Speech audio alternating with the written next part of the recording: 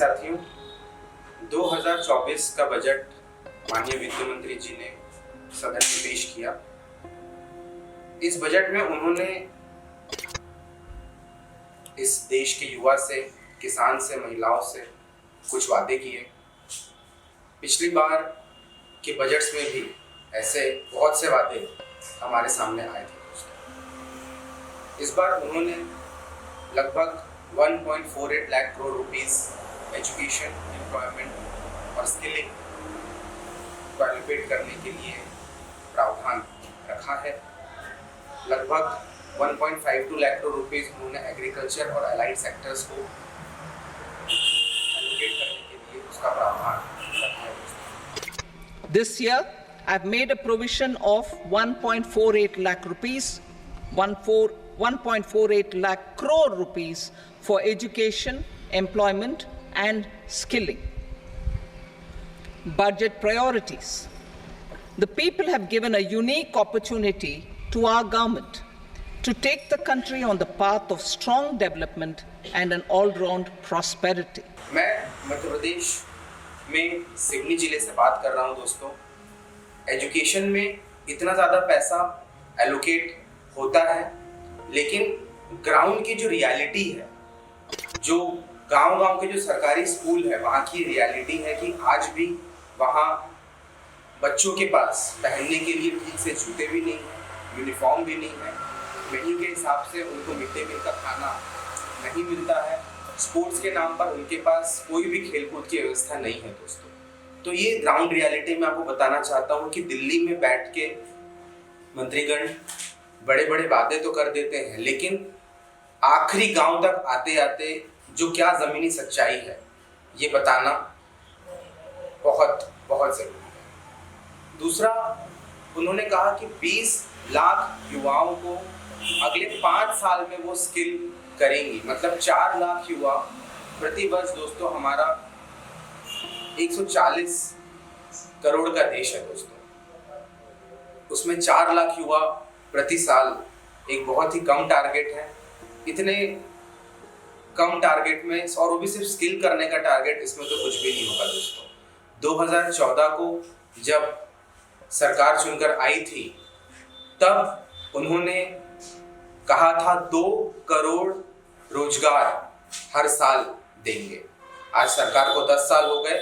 इस सरकार पर 20 करोड़ नौकरियों का बोझ है दोस्तों। गांव-गांव की सच्चाई ये है कि यहाँ का युवा नौकरी के लिए आज भी धक्के खा रहा है।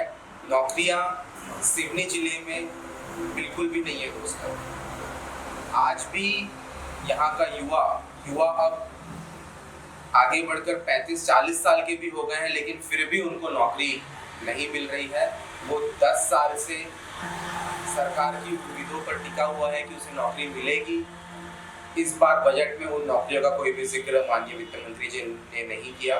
इस बात का मुझे बहुत खेद है। और दूसरा मुद्दा जो मैं आपके सामने उठाना चाहता हूँ वो ये कि बार बार बिहार और आंध्र प्रदेश की बात इस बजट में की है।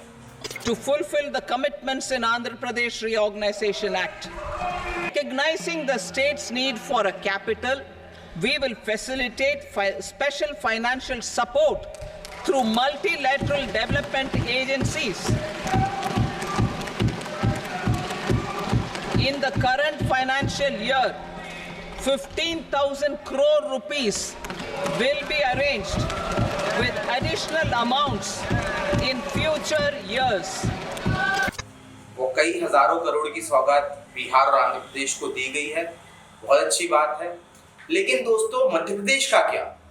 मध्य प्रदेश जहां पे 29 में से 29 सांसद चुन के हमने भारतीय जनता पार्टी को यहां से दिए हैं, मध्य प्रदेश का नाम बजट में एक भी बार नहीं लिया गया। ये तो वैसा ही हो गया कि हम यहाँ पर हमने भारतीय जनता पार्टी को 29 में से 29 सांसद दिए तो हमको टेकन फॉर ग्रांटेड लिया जा रहा है। वहीं अगर हम नहीं देते तो हमारा ज़्यादा फायदा होता। तो ये यहाँ की मध्य प्रदेश की जनता और वोटरों को समझने वाली बात है कि अगर उन्हें टेकन फॉर ग्रांटेड नहीं होना है तो किस दिशा में अगली बार चुनाव को लेकर जाना है, ये सोचने वाली बात है दोस्तों। आखिरी बात जो मैं आपसे बजट के बारे में शेयर करना चाहता हूँ वो ये कि मिडिल क्लास का जो टैक्स है वो है 0 से 3 लाख पर तो कोई टैक्स नहीं, 3 से 7 लाख पर 5% टैक्स है, 7 से 10 लाख पर 10% टैक्स है, 10 से 12 लाख पर 15% टैक्स है, 12 से 15 लाख पर 20% टैक्स है, और सिर्फ 15 लाख से ऊपर 30% टैक्स। मेरी राय में ये बहुत बहुत ज़्यादा है। कॉर्पोरेट टैक्स भी दोस्तों 22% है। मतलब एक 15 लाख की नौकरी करने वाला एक middle class employee Anil Ambani ji से, मुकेश अंबानी जी से और गौतम अडानी जी से ज़्यादा टैक्स भर रहा है दोस्तों।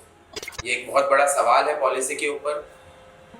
सरकार टैक्स ले, जरूर ले, लेकिन जिनके पास ज़्यादा पैसा है उनसे लेना, और कम से कम मिडिल क्लास को अपर क्लास में आने का मौका तो दे।